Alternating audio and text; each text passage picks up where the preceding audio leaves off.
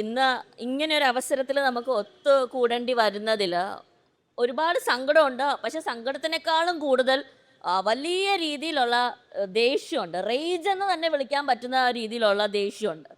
കാരണം എത്രയോ വർഷങ്ങളായിട്ട് ഇവിടെയുള്ള ദളിത് ആക്ടിവിസ്റ്റുകൾ വീണ്ടും വീണ്ടും പറഞ്ഞുകൊണ്ടിരിക്കുന്ന ഒരു കാര്യമാണ് കേരളത്തിൽ ജാതിയുണ്ട്, ജാതി ഡിസ്ക്രിമിനേഷൻ ഉണ്ട് എന്ന്. പക്ഷെ അത് അത് കേൾക്കാതെ ഇങ്ങനെയൊന്നുമില്ല. ഞങ്ങളുടെ ജീവിതത്തിൽ ഒന്നും ജാതിയുടെ യാതൊരു രീതിയിലുള്ള ഡിസ്ക്രിമിനേറ്റീവും ഒപ്രസീവും ആയിട്ടുള്ള കാര്യങ്ങളൊന്നും ഞങ്ങളുടെ ജീവിതത്തിലില്ല. അതുകൊണ്ട് കേരളത്തിൽ ജാതി ഇല്ല എന്ന് പറഞ്ഞിരുന്ന ഒരു ഒരു ഒരു ഒരു സമൂഹത്തിൻ്റെ മുന്നിൽ കണ്ടോ ഞങ്ങളുടെ ഒരു കുഞ്ഞ് മരിച്ചുപോയി, ഇനിയെങ്കിലും വിശ്വസിക്കൂ എന്ന് പറയേണ്ടി വരുന്ന അത് നിങ്ങൾക്ക് എത്ര മനസ്സിലാക്കുമെന്ന് എനിക്കറിയില്ല. കാരണം പലപ്പോഴും നമ്മൾ ഫെമിനിസ്റ്റ് ലിറ്ററേച്ചറിൽ പറയും, നിങ്ങൾ എത്ര പറഞ്ഞാലും ഒരു ഫെമിനൈൻ എക്സ്പീരിയൻസ് ഒരു ഫീമെയിൽ അനുഭവിക്കുന്ന ജനിക്കുമ്പോൾ തൊട്ട് ആ കണ്ടീഷനിങ്ങിൻ്റെ ഭാഗമായിട്ട് വരുന്ന ഒപ്രഷൻസ് ഒരു സവർണ മെയിൽ പുരുഷന് മനസ്സിലാകുമോ നമുക്കറിയില്ല. ഇതുപോലെയാണ് ഇന്ത്യയിൽ ജനിക്കുന്ന ഒരു ദളിത് മനുഷ്യൻ അനുഭവിക്കുന്ന, അല്ലെങ്കിൽ ഒരു ദളിത് സ്ത്രീ, ദളിത് കുട്ടി അനുഭവിക്കുന്ന യാതനകളുടെ ആ ഒരു ഡിഗ്രി എത്രത്തോളം ബാക്കിയുള്ളവർക്ക് പിടികിട്ടും എന്ന് എനിക്ക് അറിയില്ല. പക്ഷെ മനസ്സിലാക്കാൻ ശ്രമിക്കുകയെങ്കിലും ചെയ്യാം. അംബേദ്കർ വളരെ കൃത്യമായിട്ട് ഗാന്ധിയുടെ മുന്നിൽ നിന്ന് പറഞ്ഞൊരു സ്റ്റേറ്റ്മെൻ്റ് ഉണ്ട്. അത് ഇടയ്ക്കിടയ്ക്ക് എൻ്റെ തലയിൽ റിങ് ചെയ്യാറുണ്ട്. ഞാൻ പല സന്ദർഭങ്ങളിലും നമ്മുടെ ലൈഫിൽ ഫേസ് ചെയ്യുന്ന പല സന്ദർഭങ്ങളിലും ഞാൻ ഓർക്കുന്ന കാര്യമാണ്. അംബേദ്കർ ഇങ്ങനെയാണ് പറയുന്നത്, I am a part of the whole but I am a part apart എന്ന്.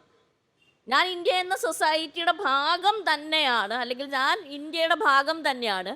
പക്ഷേ ഞാൻ മാറ്റിവെക്കപ്പെട്ട ഒരു ഭാഗമാണ് എന്ന്. I am a part apart. അത് നമുക്ക് പോസിറ്റീവായിട്ട് കൊടുക്കാം. ആ വെക്കപ്പെട്ട ഭാഗത്തിന് പ്രത്യേകതകൾ ഉണ്ട്.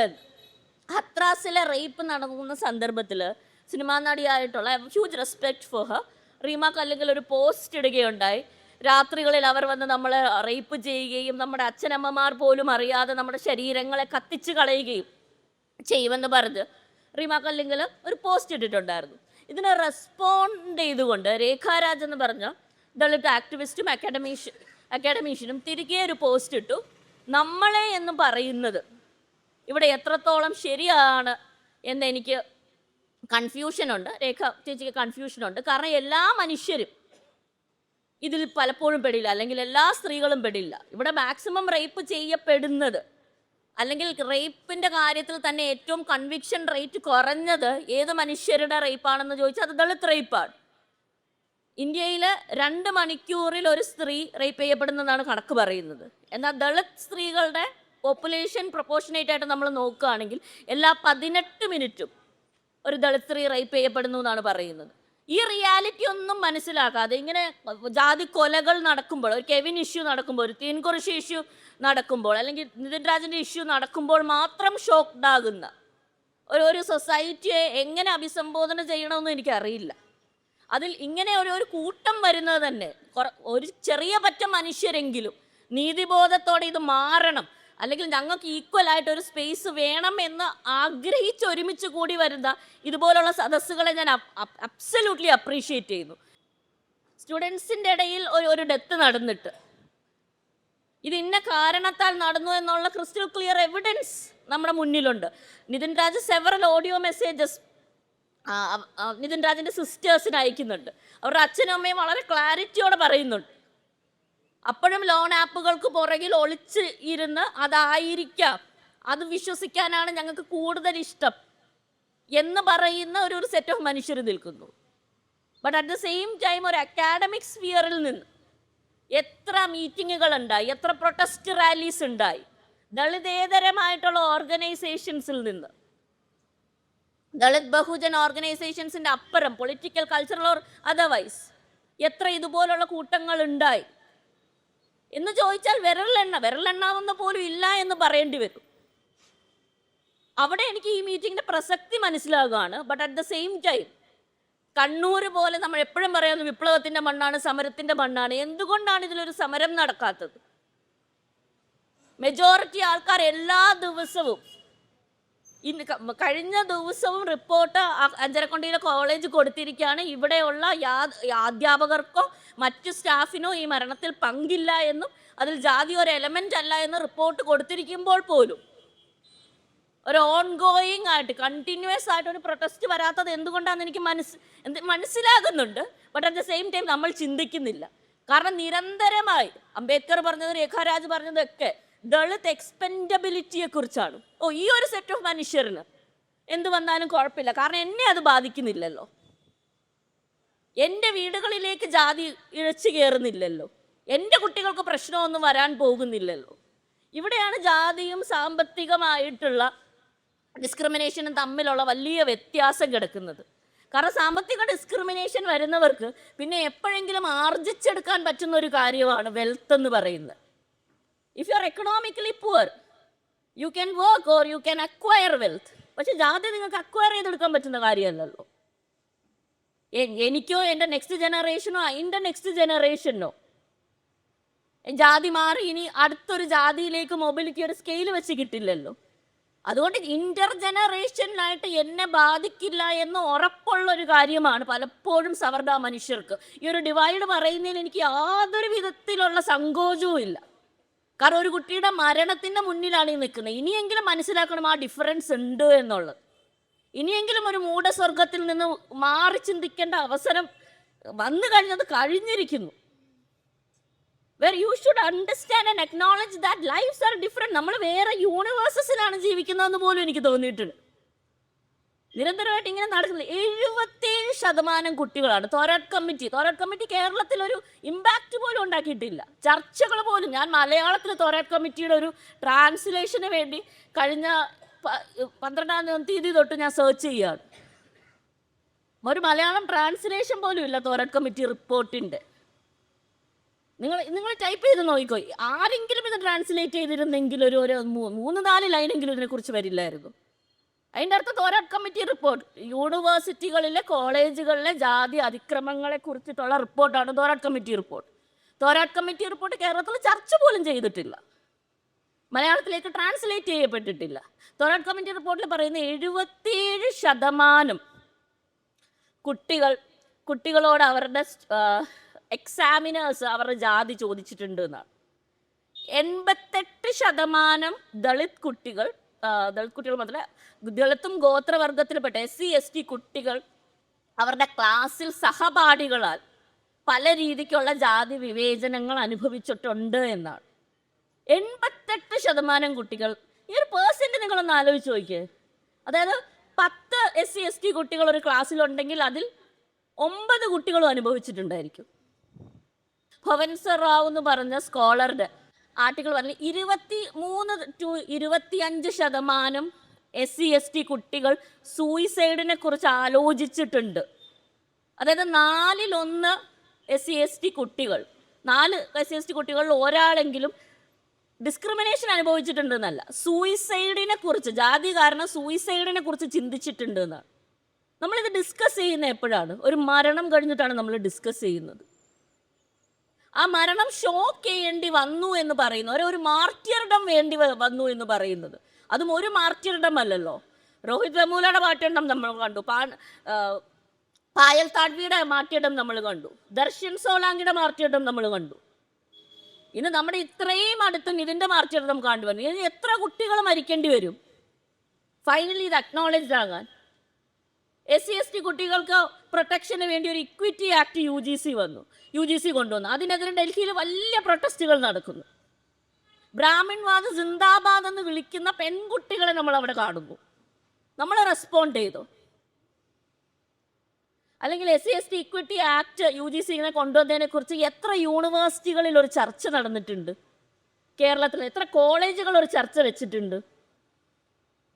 വീണ്ടും കാസ്റ്റ് ഡിനയലിലേക്ക്, അല്ലെങ്കിൽ അത് നമുക്ക് കുറച്ചൊരു കംഫർട്ടബിൾ ആയിട്ടുള്ള ഒരു ഏരിയ ആണ്. അല്ലെങ്കിൽ ജാതി പറയുന്നവരെ മാത്രം ജാതിവാദികളായി ആക്കി ചിത്രീകരിച്ച് കൈ കഴുകാനുള്ളൊരു ടെൻഡൻസി വളരെയധികം കൂടി നിൽക്കുന്ന ഒരു കഴിഞ്ഞ കുറച്ച് വർഷങ്ങളിൽ എനിക്ക് തോന്നുന്നു ഏറ്റവും അധികം അതിൻ്റെ പീക്കിലെത്തി നിൽക്കുന്ന ഒരു കേരളയാണ് നമ്മൾ കാണുന്നത്. ഗോപാൽ ഗുരു എന്ന് പറഞ്ഞ, എഗെയിൻ നമ്മളിതെല്ലാം നോക്കുമ്പം പലപ്പോഴും മലയാളം തർജ്ജമകൾക്ക് വേണ്ടി, അല്ലെങ്കിൽ മലയാളത്തിന് ഈക്വൽ പദം കണ്ടുപിടിക്കാൻ വേണ്ടിയാണ് ഞാൻ ട്രാൻസ്ലേഷൻ നോക്കുന്നത്. ഗോപാൽ ഗുരുവിൻ്റെ ഹ്യൂമിലിയേഷൻ എന്ന് പറഞ്ഞ വർക്കുണ്ട്, എഡിറ്റഡ് വോളിയമാണ്. ആ എഡിറ്റഡ് വോളിയത്തിൻ്റെ അതിൽ അപമാനം എന്ന് ട്രാൻസ്ലേറ്റ് ചെയ്യുന്ന അതിൻ്റെ ഒരു ഫുൾ ഡിഗ്രിയിൽ അതിൻ്റെ അർത്ഥം മുന്നോട്ട് വരില്ല. ഇതിൻ്റെ ട്രാൻസ്ലേഷനില്ല, അതുകൊണ്ട് ഹ്യൂമിലിയേഷൻ എന്ന് തന്നെ പറയുകയാണ്. അതിനകത്ത് അദ്ദേഹം പറയുന്നുണ്ട്, നമ്മൾ പലപ്പോഴും ഫിസിക്കൽ കാസ്റ്റിനെ സംബന്ധിച്ച് ഫിസിക്കൽ വയലൻസ്, ഇതുപോലെ ഒരു ജാതിക്കൊല, അതിനെ KN മാഷിനോട് എല്ലാ റെസ്പെക്റ്റോടും കൂടെ വിയോജിക്കുകയാണ്. ഞാൻ ഇൻസ്റ്റിറ്റ്യൂഷണലൈസ്ഡ് മർഡർ എന്ന് തന്നെ പറയില്ല, അത് ഭയങ്കര സാനിറ്റൈസ്ഡ് ആയിട്ടുള്ള ഒരു വാക്കാണെന്ന് എനിക്ക് തോന്നിയിട്ടുണ്ട്. സിസ്റ്റമാണ് കൊല്ലുന്നത്, സിസ്റ്റം അല്ല. ആ സിസ്റ്റത്തിൽ നിങ്ങൾ എന്നെ പോലുള്ള മനുഷ്യർ തന്നെയാണ് കൊല്ലുന്നത്. ആ മനുഷ്യരുടെ ഉള്ളിലുള്ള ജാതി തന്നെയാണ് കൊല്ലുന്നത്. അതുകൊണ്ട് അതിനെ തന്നെ കാസ്റ്റ് കില്ലിംഗ് എന്ന് മാത്രമേ അതിനെ വിളിക്കാൻ പറ്റുള്ളൂ. അതുകൊണ്ട് നിതിൻ രാജ് പോലെയുള്ള കാസ്റ്റ് കില്ലിങ്സിനെ മനസ്സിലാക്കണമെങ്കിൽ നമുക്ക് റേപ്പ് പിരമിഡ് പോലെയുള്ള കാസ്റ്റ് പിരമിഡ് മനസ്സിലാക്കണം. അത് എല്ലാ ദിവസവും നമ്മുടെ തമാശകളിൽ, വീടുകളിൽ, മാട്രിമോണിയൽ പരസ്യങ്ങളിൽ, അല്ലാത്ത പരസ്യങ്ങളിൽ ഒളിഞ്ഞിരിക്കുന്ന ജാതിയുടെ കൾമിനേറ്റിംഗ് പോയിന്റാണ് കാസ്റ്റ് കില്ലിംഗ് എന്ന് പറയുന്നത്. അപ്പോൾ ഒരു ദിവസം വന്ന് കാസ്റ്റ് കില്ലിങ്ങിനെ കുറിച്ച് മാത്രം നമ്മൾ സംസാരിക്കുമ്പോൾ അസുഖത്തിനെ ചികിത്സിക്കാതെ സിംറ്റമിനെ ചികിത്സിക്കുന്നത് പോലെയാണ്. ഈ ഹ്യൂമിലിയേഷൻ എന്നുള്ള വർക്കിൽ അദ്ദേഹം ഗോപാൽ ഗുരു തിയറൈസ് ചെയ്യുന്നുണ്ട്, പലപ്പോഴും ഫിസിക്കൽ വയലൻസ് നടക്കുമ്പോൾ, ശാരീരികമായിട്ട് ആരെങ്കിലും ഉപദ്രവിക്കപ്പെടുമ്പോൾ, അല്ലെങ്കിൽ ആരെങ്കിലും ജാതി മർദ്ദനം ഏൽക്കുമ്പോൾ, അല്ലെങ്കിൽ ഇതുപോലൊരു മരണം നടക്കുമ്പോൾ മാത്രമേ ഇത് വയലൻസ് ആയിട്ട് നമുക്ക് മനസ്സിലാകാറുള്ളൂ. എന്നാൽ ഈ വയലൻസ് ഇന്ത്യൻ സൊസൈറ്റിയിൽ വ്യവസ്ഥാപിതവും ഘടനാപരവുമാണെന്ന്, സ്ട്രക്ചറൽ ആൻഡ് സിസ്റ്റമിക് ആണെന്ന് നമുക്ക് മനസ്സിലാക്കാൻ പറ്റണം. എപ്പിസ്റ്റമിക് ആയിട്ടുള്ള, അതായത് നമ്മൾ ജ്ഞാനം എന്ന് വിചാരിക്കുന്ന നമ്മുടെ ജ്ഞാനഘടനയിൽ തന്നെ ജാതി വയലൻസ് എംബഡഡ് ആണെന്ന് ഗോപാൽ ഗുരു അതിനകത്ത് തെളിയിക്കുന്നുണ്ട്. അദ്ദേഹം അതുപോലെ തന്നെ അതിനകത്ത് പറയുന്നതാണ് അപമാനം എന്നുള്ളത്. അതുകൊണ്ട് നിതിൻ രാജിൻ്റെ മരണത്തിനെ കുറിച്ചിട്ട് ഒരുപാട് സസ്പീഷ്യൻസ് ഇപ്പോൾ ഉണ്ട്. എന്തുകൊണ്ടാണ് ഈ 2.5 മണിക്കൂർ കഴിഞ്ഞിട്ടാണ് പോലീസ് സ്റ്റേഷനിൽ എത്തുന്നത്? ഒരു അധികൃതർ പോലും അദ്ദേഹത്തിൻ്റെ പാരൻസിനെ വിളിച്ച് അദ്ദേഹം മരിച്ചുപോയത് അറിയിച്ചിട്ടില്ല. ഇങ്ങനെ പോസ്റ്റ്മോർട്ടം റിപ്പോർട്ടിൽ നോക്കുകയാണെങ്കിൽ സ്കഫിൾ നടന്നതിൻ്റെ സൂചനകൾ നമുക്ക് കാണാം. ഇതുപോലെ ഇത് ഒരു സൂയിസൈഡ് തന്നെ ആയിരുന്നോ എന്നോ നമുക്ക് ഡൗട്ട് വരുത്തുന്ന ഒരുപാട് കാര്യങ്ങളുണ്ട്. But at the same time അപമാനം എന്നുള്ള കാര്യം ഡെത്തിലേക്ക് നയിക്കുന്ന, അല്ലെങ്കിൽ അത് ഒരു കില്ലിങ്ങിലേക്ക് നയിക്കുന്ന, മർഡറിലേക്ക് നയിക്കുന്ന കാര്യമാണ് എന്ന് തന്നെയാണ് ഗോപാൽ ഗുരു പറയുന്നത്. ദാറ്റ് ഒരു കുട്ടിയെ നിങ്ങൾ അത്രയും ട്രോമറ്റൈസ് ചെയ്യുകയാണ്, അത്രയും ട്രോമറ്റൈസ് ചെയ്ത് അദ്ദേഹത്തിന് സൂയിസൈഡ് ചെയ്യേണ്ടി വരുന്ന ഒരു സാഹചര്യത്തിൽ നിങ്ങളൊരു കൊലയാളി തന്നെയാണ്, അല്ലെങ്കിൽ നിങ്ങളുടെ ഇൻസ്റ്റിറ്റ്യൂഷൻ എന്ന് പറയുന്നത് കൊലകൾ സൃഷ്ടിക്കുന്ന ഒരു മെഷീനാണെന്ന് നിങ്ങൾ മനസ്സിലാക്കുക തന്നെ ചെയ്യണം. ഇതിനകത്ത് ഇദ്ദേഹം യൂസ് ചെയ്യുന്ന വളരെ മനോഹരമായിട്ടുള്ളൊരു തിയറി ഉണ്ട്, ടെക്നോളജി ഓഫ് എക്സ്ക്ലൂഷൻ, ഒഴിച്ചു നിർത്തലിൻ്റെ സാങ്കേതിക വിദ്യയാണ് അപമാനം എന്ന് ഗോപാൽ ഗുരു പറയുന്നുണ്ട്. അതായത് ഒരിക്കലും ജാതി എന്നുള്ളത് ഡയറക്റ്റായിട്ട് ചിലപ്പോൾ പറയില്ല. ചിലപ്പോൾ ഇൻറ്റേർണൽ മാർക്സിൻ്റെ കാര്യത്തിലായിരിക്കും, നിറത്തിൻ്റെ കാര്യത്തിലായിരിക്കും, വസ്ത്രധാരണത്തിൻ്റെ കാര്യമായിരിക്കും, ഫാമിലിയുടെ എക്കണോമിക് ബാക്ക്ഗ്രൗണ്ടിൻ്റെ കാര്യമായിരിക്കും. ഇതെല്ലാം പറഞ്ഞ് അല്ലെങ്കിൽ സ്റ്റൈപ്പൻഡ് മേടിക്കുന്ന കാര്യമായിരിക്കും, അല്ലെങ്കിൽ റിസർവേഷൻ്റെ കാര്യമായിരിക്കും. ഇത് നിരന്തരമായി സ്റ്റുഡൻസിനെ ഓർമ്മിപ്പിച്ച് അത് സ്റ്റുഡൻസിനെ ഓർമ്മിപ്പിക്കുന്ന ടീച്ചേഴ്സ് മാത്രമല്ല, ടീച്ചേഴ്സിൽ വലിയൊരു പങ്ക് വഹിക്കുന്നുണ്ട്. പക്ഷെ കൂടെ പഠിക്കുന്ന കുട്ടികൾ ഉൾപ്പെടെ ബാക്കി ദളിത് കുട്ടികളെ ഇത് ഓർമ്മിപ്പിച്ച് അവരെ സൂയിസൈഡിൻ്റെ വക്കത്തോളം, അല്ലെങ്കിൽ ഡിപ്രഷൻ്റെ വക്കത്തോളം എത്തിക്കുന്ന പ്രവണത ഇത് ഇന്നും ഇന്നലെയല്ല, ദ ലാസ്റ്റ് 60-70 ഇയേഴ്സ് കാണുന്ന കാര്യമാണ്. ദ കാസ്റ്റ് ഓഫ് മെറിറ്റ് എന്ന് പറഞ്ഞ അജന്ത സുബ്രഹ്മണ്യത്തിൻ്റെ വർക്കിൽ അവർ മേക്ക് ചെയ്യുന്ന വളരെ പെർട്ടിനൻ്റ് ആയിട്ടുള്ള ഒരു ഒബ്സർവേഷൻ ഉണ്ട്. അവർ 2 ടൈപ്പിൽ കുട്ടികളെ അവർ ഇൻ്റർവ്യൂ ചെയ്യുന്നുണ്ട്. ഒന്ന്, അവർ അയ്യർ സ്റ്റുഡൻസിന് ഇൻ്റർവ്യൂ ചെയ്യുന്നുണ്ട്. IIT മദ്രാസ് കേന്ദ്രീകരിച്ചുള്ളൊരു പഠനമാണത്. അതിൽ അയ്യങ്കാർ ബാക്ക്ഗ്രൗണ്ടിൽ നിന്ന് വരുന്ന കുട്ടികളെ ഇൻ്റർവ്യൂ ചെയ്യുന്നപ്പം അവർ പറയുന്ന IIT ഞങ്ങൾക്ക് ഹോം അവേ ഫ്രം ഹോമാണ്. ഞങ്ങൾക്ക് വീട്ടിൽ നിന്ന് മാറി നിന്നാൽ ഞങ്ങൾക്ക് പുതിയൊരു വീട് പോലെ. കാരണം ഞങ്ങളുടെ രീതികളെല്ലാം തന്നെ ഫോളോ ചെയ്യുന്ന എക്സ്ട്രീംലി വെജിറ്റേറിയൻ ആയിട്ടുള്ള ഒരു ക്യാമ്പസിനകത്ത് തന്നെ ഞങ്ങൾക്ക് പൂജ ചെയ്യാനുള്ള ഫെസിലിറ്റീസും ഞങ്ങളെപ്പോലെ കാണപ്പെടുന്ന, അല്ലെങ്കിൽ ഞങ്ങളെ റെപ്രസെൻ്റ് ചെയ്യുന്ന, ഞങ്ങളുടെ അതേ ഫിസിക്കൽ ഫീച്ചേഴ്സുള്ള, ഞങ്ങളുടെ ഏകദേശം വസ്ത്രധാരണമുള്ള ടീച്ചേഴ്സും, this is A home away from home എന്നാണ് അവർക്ക് തോന്നുന്നത്. അപ്പോൾ ഈ ഒരു സെറ്റ് ഓഫ് കുട്ടികളോട് ചോദിച്ചാൽ ഇവിടെ എന്തെങ്കിലും ജാതി ഉണ്ടോ എന്ന് ചോദിച്ചാൽ അവർ ജാതി ഇല്ല എന്ന് മാത്രമേ പറയുള്ളൂ. അല്ലെങ്കിൽ ഈ യൂണിവേഴ്സിറ്റിയിൽ, ഈ കോളേജിൽ യാതൊരു വിധത്തിലെ ജാതി ചിന്തയും നിലനിൽക്കുന്നില്ല. ഇത് തന്നെയാണ് ഡോക്ടർ റാമിൻ്റെ സ്റ്റുഡൻസ് നിതിൻ്റെ വീട് സന്ദർശിച്ച് കഴിഞ്ഞ് പറഞ്ഞത്. ഞങ്ങൾ ജാതി അനുഭവിച്ചിട്ടില്ല, സാർ അങ്ങനെ പറഞ്ഞിട്ടില്ല. പക്ഷെ only the shoe know where, only the wear know where the shoe pinches എന്ന് പറയുന്നത് പോലെ ഷൂ ഇട്ടവനെ അറിയത്തുള്ളൂ എവിടെയാണ് വേദന എടുക്കുന്നത്. ഇതുപോലെ ദളിതായിട്ടൊരു മനുഷ്യനെ മനസ്സിലാകത്തുള്ളൂ ജാതി എവിടെയൊക്കെയാണ് അവനെ അല്ലെങ്കിൽ അവളെ ഇമ്പാക്റ്റ് ചെയ്യുന്നത്. എന്നാൽ ഇതേ അജന്ത സുബ്രഹ്മണ്യം IIT-കൾ പഠിച്ചുകൊണ്ടിരുന്ന ദളിത് സ്റ്റുഡൻസിന് ഇൻ്റർവ്യൂ ചെയ്തപ്പോൾ അവർ പറയുകയാണ്, നിരന്തരമായി ഒരു ദിവസം പോലുമില്ല ഞങ്ങളൊരു ജാതി അധിക്ഷേപത്തിന് വിധേയമാകാതിരിക്കുന്നത്. ഒരേ ഇൻസ്റ്റിറ്റ്യൂട്ടിൽ പഠിക്കുന്ന 2 ടൈപ്പ് ഓഫ് കുട്ടികളുടെ അനുഭവമാണ്. ഇതൊന്നും ഇന്നലെ എഴുതപ്പെട്ടതോ മെനഞ്ഞാന്ന് എഴുതപ്പെട്ടതോ ആയിട്ടുള്ള ബുക്കുകളല്ല. നമ്മുടെ എത്ര കരിക്കുലങ്ങളിൽ കാസ്റ്റ് ഓഫ് മെറിറ്റ് ഉണ്ട്? നമ്മുടെ എത്ര കരിക്കുലത്തിൽ തോരാട്ട് കമ്മിറ്റി പഠിപ്പിക്കുന്നുണ്ട്? നമ്മുടെ എത്ര കരിക്കുലത്തിൽ സുഖ്ദേവ് തോരാട്ട് എന്നുള്ള ഒരു മെൻഷനെങ്കിലും ഉണ്ട്? സോഷ്യോളജി പഠിക്കുന്ന കരിക്കുലങ്ങളിൽ ഇല്ല.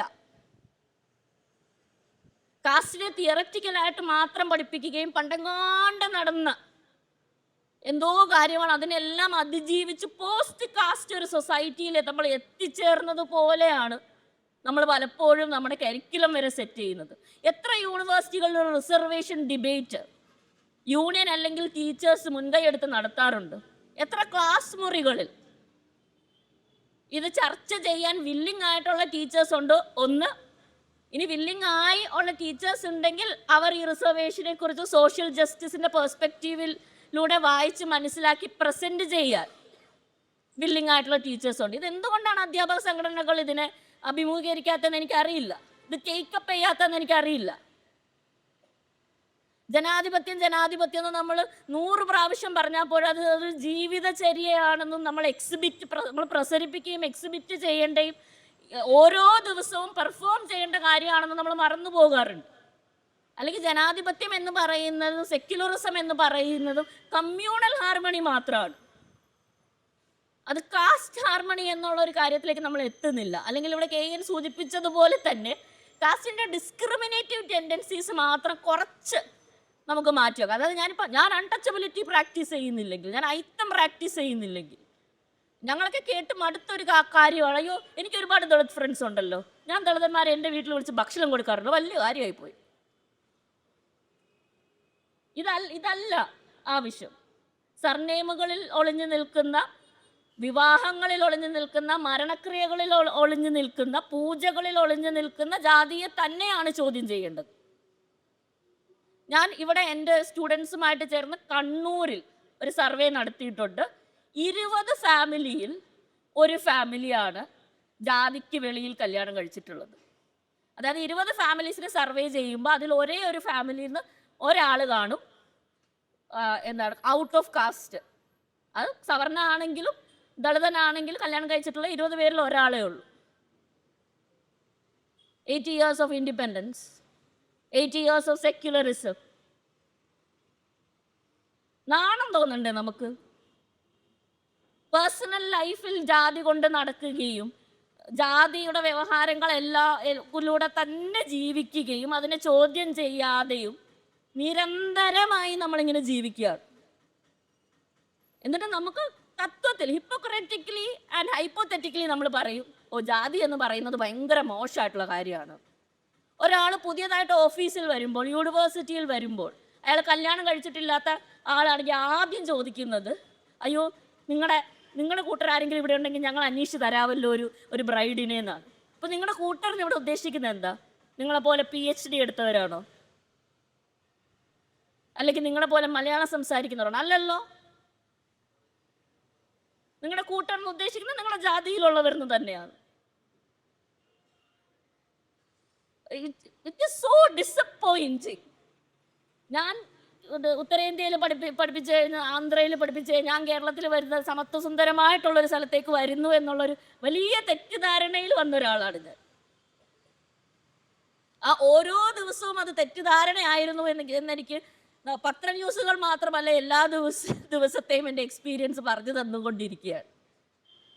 So for me the solution is not only a protest. Definitely ഒരു പ്രൊട്ടസ്റ്റുകളുടെ ആവശ്യമുണ്ട്. കാരണം ഇങ്ങനെ ഒരു അനീതി നടന്നു കഴിയുമ്പോൾ ആ അനീതിക്കെതിരെ പ്രതികരിക്കേണ്ട വലിയ ആവശ്യമുണ്ട്. പക്ഷെ ആ പ്രതികരണം സ്റ്റെം ചെയ്യേണ്ട എവിടെ നിന്നാണ്? ദളിത് മനുഷ്യരോട് വേണ്ടത് സഹാനുഭൂതി അല്ല, എമ്പതി അല്ല. We really don't need your sympathy or empathy. നിങ്ങൾ ഒരു നല്ല മനുഷ്യനാണെങ്കിൽ, നിങ്ങൾക്ക് ഇക്വാലിറ്റി എന്നുള്ള വാല്യൂ എൻഡോഴ്സ് ചെയ്യുന്ന ഒരാളാണെങ്കിൽ, നിങ്ങൾക്ക് സമത്വബോധം ഉണ്ടെങ്കിൽ, വേറൊരാളെ ഞാനുമായിട്ട് സമനായിട്ട് കണ്ടില്ലെങ്കിൽ ഞാൻ അയാൾക്ക് വേണ്ടി പൊരുതും എന്നുള്ള വിശ്വാസത്തിൽ നിന്നാണ് നിങ്ങൾ ഈ ഫൈറ്റിൽ വരേണ്ടത്. അല്ലാതെ അയ്യോ കഷ്ടം, അയ്യോ പാവം എന്നുള്ള ഒരു ഐഡിയയിൽ നിന്നല്ല. ഈ ഇക്വാലിറ്റിയുടെ ബോധം വളരെ കുറവാണ്. പലപ്പോഴും നമുക്ക് ദളിത് ട്രോമ ഭയങ്കര ഇഷ്ടമാണ്. അതുകൊണ്ടല്ലേ നമ്മുടെ മലയാള സിനിമയിൽ ദളിത് ട്രോമ ഭയങ്കരമായിട്ട് സെലിബ്രേറ്റ് ചെയ്യപ്പെടുന്നത്. ഏറ്റവും സങ്കടപ്പെടുന്ന, പൈസ ഇല്ലാത്ത, നിരന്തരം നിലവിളിക്കുന്ന കുറേ ദളിത് സ്ത്രീകളുടെ റെപ്രസെൻറ്റേഷൻ മലയാള സിനിമയിൽ കാണാൻ പറ്റും. For me it is actually pathetic. ഈ അയ്യോ പാവം കഷ്ടം എന്നുള്ള ഗിൽറ്റിൽ നിന്നല്ല വരേണ്ടത്. I have to fight for equality. That is the basic religion that I live by. ഞാൻ വിശ്വസിക്കുന്ന, ഞാൻ ജീവിക്കുന്ന മൂല്യം എന്ന് പറയുന്നത് സമത്വമാണെങ്കിൽ, എൻ്റെ റിലീജിയൻ സമത്വമാണെങ്കിൽ, നീതി നിഷേധം എന്ന് പറയുന്ന ജാതി പ്രാക്ടീസ് ചെയ്യുന്നതാണെന്ന് എനിക്ക് മനസ്സിലാക്കും. ആ നീതി ബോധത്തോടെയാണ് നമ്മൾ ഒരു സമരത്തിൽ പങ്കെടുക്കേണ്ടത്, ഒരു പ്രൊട്ടസ്റ്റിൽ പങ്കെടുക്കേണ്ടത്, അല്ലെങ്കിൽ സൊല്യൂഷൻസ് കണ്ടുപിടിക്കേണ്ടത്. ഓരോ ദിവസവും ചിന്തിക്കണം, ഇന്ന് ഞാൻ ജാതി പ്രാക്ടീസ് ചെയ്യുന്നുണ്ടോ എന്ന്. ഞാനൊരു പോസ്റ്റ് ഇടുമ്പോൾ, ഞാൻ ക്ലാസ്സിൽ സംസാരിക്കുമ്പോൾ, ഞാനൊരു പ്രസംഗം ചെയ്യുമ്പോൾ, അല്ലെങ്കിൽ വാട്ട് എവർ നിങ്ങളുടെ എന്ത് മേഖലയാണോ, it is easy to be casteist. കാരണം കാസ്റ്റ് എന്നുള്ള വ്യവഹാരത്തിനകത്താണ് നമ്മൾ ജീവിക്കുന്നത്. It is very difficult to fight caste. അതിന് ബോധപൂർവമായിട്ടുള്ള ഇൻ്റർവെൻഷൻസ് വേണം. ഇന്ന് ഒരുപാട് യൂണിയൻസിൻ്റെ ലീഡേഴ്സ് ഇവിടെയുണ്ട്. ഞാൻ ഇപ്പോഴെങ്കിലും അപേക്ഷിക്കുകയാണ്, ഇങ്ങനെയൊരു അവസരത്തിലെങ്കിലും കാസ്റ്റ് ചർച്ച ചെയ്യാൻ, യൂണിവേഴ്സിറ്റികളിൽ ചർച്ച ചെയ്യാൻ ബില്ലിംഗ് ആകണം. അത് ജനാധിപത്യത്തിനോട് ചേർത്ത് വെച്ച് ചർച്ച ചെയ്യാൻ ബില്ലിംഗ് ആകണം. എത്ര കോളേജുകളിൽ നിങ്ങൾ ടേക്കപ്പ് ചെയ്യണം, ശാസ്ത്രസാധ്യ പരിശോധന ചെയ്യാൻ പറ്റുന്ന ഒരു കാര്യമാണ്. കേരളത്തിൽ എത്ര കോളേജുകളിൽ SC/ST സെൽ കൃത്യമായിട്ട് പ്രവർത്തിക്കുന്നുണ്ട്? എത്ര കംപ്ലൈൻറ്റുകൾ കിട്ടിയിട്ടുണ്ട്? എത്ര കംപ്ലൈൻറ്റുകൾക്ക് റെസൊല്യൂഷൻ വന്നിട്ടുണ്ട് എന്നുള്ളത് നമുക്ക് വളരെ ഈസി ആയിട്ട് സർവേ ചെയ്യാൻ പറ്റുന്ന ഒരു കാര്യമാണ്. ജെൻഡർ ഓഡിറ്റുകൾ വന്നപ്പോഴാണ് പലയിടങ്ങളിലും ICCസും വിമൻസ് സെല്ലും സ്ഥാപിക്കപ്പെടുന്നത്. ഇതുപോലൊരു കാസ്റ്റ് ഓഡിറ്റിൻ്റെ വലിയ ആവശ്യമുണ്ട് നമുക്ക്. എന്നിട്ട് ഇതിൻ്റെ റിസൾട്ടുകൾ വെളിയിൽ വിടണം.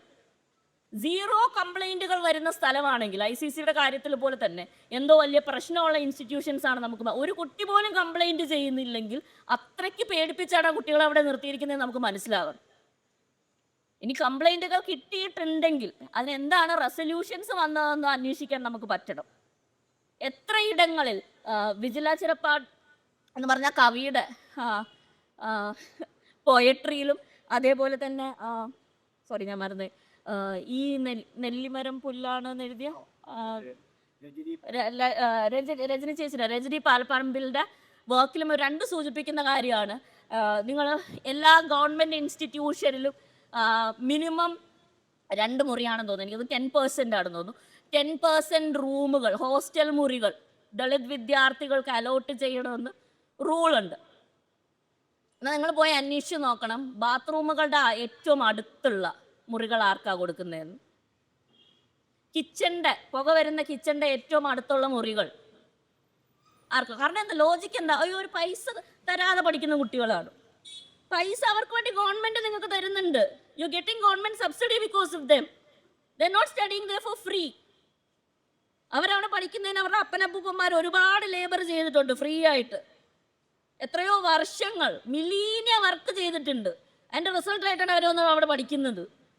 എന്നിട്ട് ഇൻസ്റ്റിറ്റ്യൂഷനിൽ ഏറ്റവും വൾണറബിൾ ആയിട്ടുള്ള ഗ്രൂപ്പിന് ഏറ്റവും വേസ്റ്റ് ആയിട്ടുള്ള ഫെസിലിറ്റീസ് കൊടുക്കുന്ന, അതിൻ്റെ നേരെ കണ്ണടയ്ക്കുന്ന, അതൊരു വലിയ പ്രശ്നമായിട്ട് ഫാക്കൽറ്റി മെമ്പേഴ്സിനോ ബാക്കി ആർക്കുമോ തോന്നാത്ത ഒരിടത്താണ്. ഇതെല്ലാം കൂടെ ചേർന്നാണ് കാസ്റ്റ് കില്ലിങ്ങിൽ എത്തുന്നത്.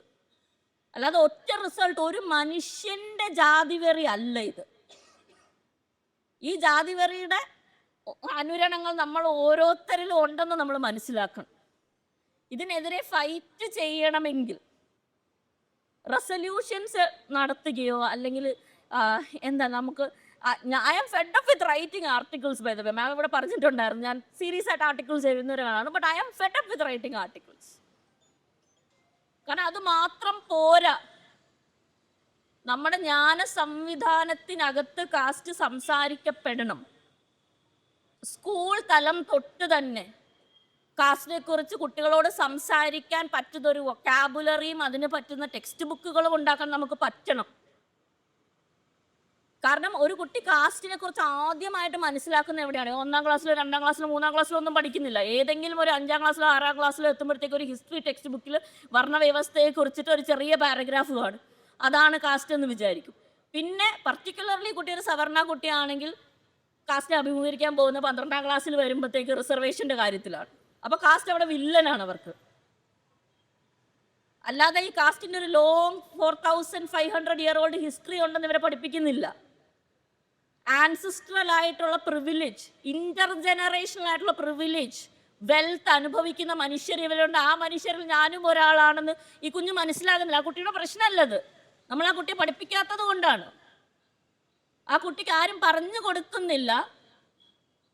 ഒരു സ്ട്രക്ചറൽ വ്യവസ്ഥയുടെ ഭാഗമായിട്ട് മില്യൺസ് ഓഫ് മനുഷ്യർ കാസ്റ്റ് യാതനകൾ അനുഭവിക്കുന്നുണ്ട്.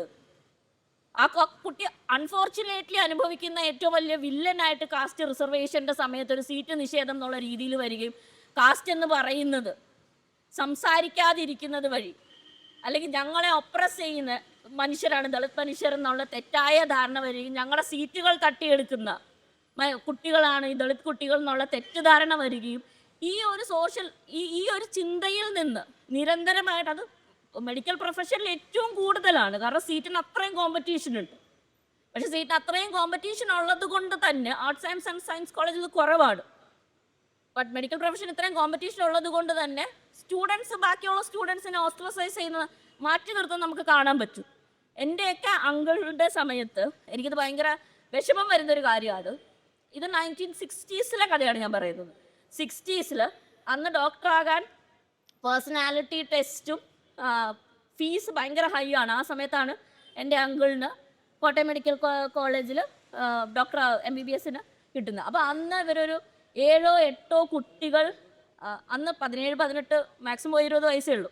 ഈ സമയത്ത് പഠിച്ചുകൊണ്ടിരുന്ന സമയത്ത് ഇവർക്കൊരു ചെറിയ സംഘടന ഉണ്ടാക്കേണ്ടി വന്നു. എന്നിട്ട് അവരെ അന്ന് കളിയാക്കി വിളിച്ചതാണ് ബ്ലാക്ക് ക്യാറ്റ്സ്, കരിമ്പൂച്ചകൾ. അവരെ കളിയാക്കി വിളിച്ച ആ പേര് തന്നെ അവരുടെ സംഘടനയ്ക്ക് ഇട്ടു.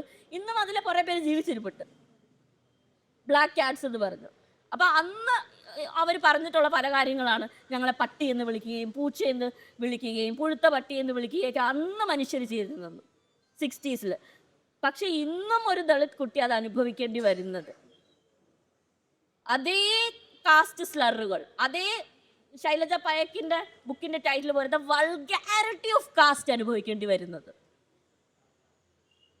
അത് ഇത്രയും എഡ്യൂക്കേഷൻ ഉള്ള ഒരു കേരളത്തിൽ അനുഭവിക്കേണ്ടി വരുന്നത്. അപ്പോൾ എത്ര ഇന്റർജനറേഷനലായിട്ട് ഈ ഒരു സിസ്റ്റം വർക്ക് ചെയ്യുന്നതും എത്ര സ്മൂത്തായിട്ട് ഈ കാസ്റ്റ് സിസ്റ്റം വർക്ക് ചെയ്യുന്നുണ്ടെന്നും എന്നുള്ളതിൻ്റെ ഏറ്റവും വലിയ തെളിവാണ്. So for me multi pronged ആയിട്ട് കാസ്റ്റ് വർക്ക് ചെയ്യുന്നത് കൊണ്ട് തന്നെ മൾട്ടി പ്രോങ്ഡ് ആയിട്ടുള്ള എവ്രിഡേ ബിഹേവിയറിൽ നമുക്ക് കാസ്റ്റിനെ കർബ് ചെയ്യാൻ പറ്റുന്ന, കാസ്റ്റിനെ തളയ്ക്കാൻ പറ്റുന്ന, അതിനെ എതിർക്കാൻ പറ്റുന്ന, അതിനെ ഉന്മൂലനം ആയിട്ട് നശിപ്പിക്കാൻ പറ്റുന്ന സ്ട്രാറ്റജീസ് നമുക്ക് കണ്ടുപിടിക്കാൻ പറ്റട്ടെ എന്ന് ആശംസിച്ചുകൊണ്ട് നിർത്തുന്നു. Thank you.